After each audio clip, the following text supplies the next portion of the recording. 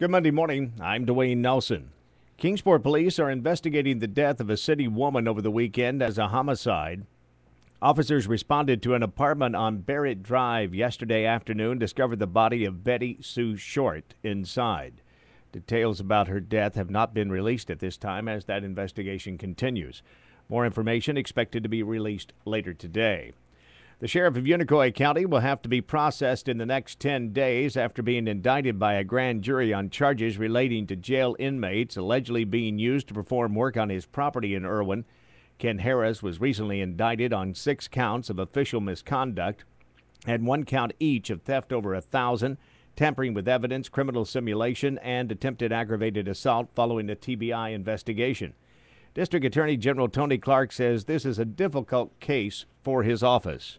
It has been very difficult. Sheriff Harris was a friend. I've known him for years, but I have a job to do. I took an oath to do what was right. I'm not saying Sheriff Harris is guilty of anything, but we certainly had the evidence, I thought, to present this case to the grand jury. Clark says they asked for bond, but Judge Lynn Brown didn't feel that it was necessary in this case. He made the decision to issue a summons in lieu of an arrest. That was not a decision made by the DA's office, and actually we opposed that, as did the TBI. Harris will appear in Unicoi County Criminal Court on November 22nd. A multi-vehicle crash over the weekend in Russell County, Virginia, has claimed the life of an East Stone Gap man. According to Virginia State Police, 54-year-old Lester Keith Mullins was killed when a dump truck traveling on Highway 71 crossed the center line and hit several motorcycles, including Mullins. 2 other people were injured in that crash. The bikes were part of a Christian motorcycle club out of Wise. A $6 million class action lawsuit has been filed in U.S. District Court in Greenville against Bluff City, its mayor, and the Arizona-based traffic camera firm. Attorney Don Stanley filed that suit on behalf of motorists Chris Kaywood and Jonathan Proffitt.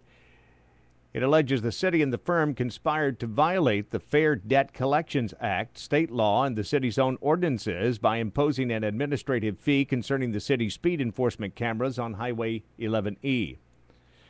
Rogersville man accused in the stabbing death of an elderly woman during a robbery will spend the rest of his life behind bars. 37-year-old Mickey Fletcher pled guilty in Hawkins County Criminal Court to first-degree murder and aggravated robbery in the death of 74-year-old Anna Jackson. He was sentenced to life in prison without the possibility of parole. A proposal to start classes earlier at Dobbins-Bennett High School in Kingsport seems to be drawing support. Board of Education member Carrie Upshaw says she received a positive response during a recent meeting with parents and school officials.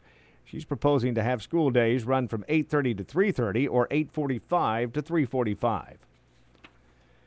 More scholarship opportunities than ever before will be available to students attending East Tennessee State University beginning in the 2012 fall semester.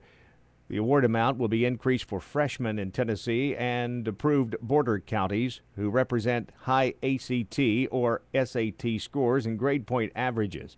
This is Dr. Bert Bach, Provost and Vice President for Academic Affairs. A major change with our academic performance scholarship is if the student applies by December the 15th and meets these academic requirements that we have for these academic performance scholarships, the student will know that he or she has the scholarship. Next fall, the award amount for new recipients will be $5,000. I'm Dwayne Nelson. Have a great Monday.